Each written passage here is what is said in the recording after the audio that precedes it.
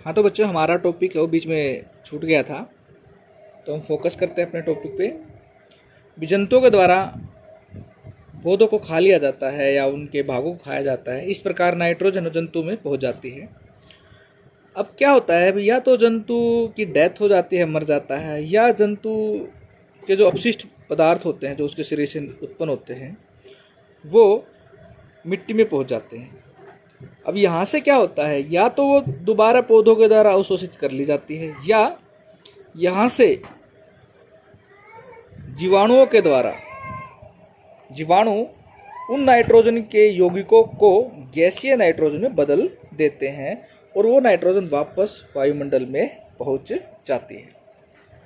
अगर आपको समझ में नहीं आया तो दोबारा समझ सकते हो। भी जंतुओं ने किसको खाया? पौधों को खाया या उनके भागों को खाया, और फिर जंतुओं की या तो मृत्यु हो गई या उनके द्वारा अपशिष्ट पदार्थ जो उत्पन्न हुए थे वो उनके द्वारा वो कहाँ पहुँच गए? मिट्टी में पहुँच गए। यहाँ से दो प्रक्रियाएं चलती हैं, या तो उनको पौधों के द्वारा दोबारा अवशोषित कर लिया जाता है, या यहाँ से वो वापस जीवाणुओं के द्वारा गैसीय नाइट्रोजन में बदल दिए जाते हैं और वो वापस वायुमंडल में पहुँच जाते हैं। अब हम दूसरा रास्ता है, जो दूसरा जो चक्र है उसके बारे में पढ़ते हैं। दूसरा चक्र क्या है? वायुमंडल, ये जो नाइट्रोजन है, जो जीवाणु होते हैं और ब्लू ग्रीन एल्गी, नील हरित शैवाल जिनको हम बोलते हैं, वो क्या करते हैं? वो इस वायुमंडलीय नाइट्रोजन को नाइट्रोजन के यौगिकों में बदल देते हैं और उस नाइट्रोजन का स्थिरीकरण कर देते हैं। जीवाणु द्वारा नाइट्रोजन का स्थिरीकरण हो जाता है और वो नाइट्रोजन के यौगिक मिट्टी में पहुंच जाते हैं।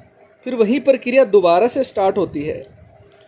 उसको पौधों के द्वारा नाइट्रोजन के यौगिकों को पौधों के द्वारा दोबारा अवशोषित कर लिया जाता है, फिर उसको जंतुओं के द्वारा प्रयोग किया जाता है या उसके भागों को खाया जाता है। वही प्रक्रिया फिर से स्टार्ट होती है, या जंतु मर जाते हैं या उनके द्वारा जो अपशिष्ट पदार्थ उत्पन्न होते हैं वो कहाँ पहुँच जाते हैं? मिट्टी में, और वहाँ से वापस फिर उनको पौधों के द्वारा अवशोषित कर लिया जाता है। या फिर वही प्रक्रिया जीवाणु उन नाइट्रोजन के यौगिकों को वापस गैसीय नाइट्रोजन में बदल देते हैं और उसे वायुमंडल में पहुँचा देते हैं। तो आशा करता हूँ कि बच्चों कि आपने ये जो टॉपिक है बिल्कुल अच्छे से समझ लिया होगा, और फिर भी अगर कोई प्रॉब्लम है तो आप मेरे से कांटेक्ट करें। मैं अपनी तरफ से पूरी कोशिश करूँगा कि मैं आपकी प्रॉब्लम को सॉर्ट आउट कर सकूँ। धन्यवाद। घर में रहें, सुरक्षित रहें।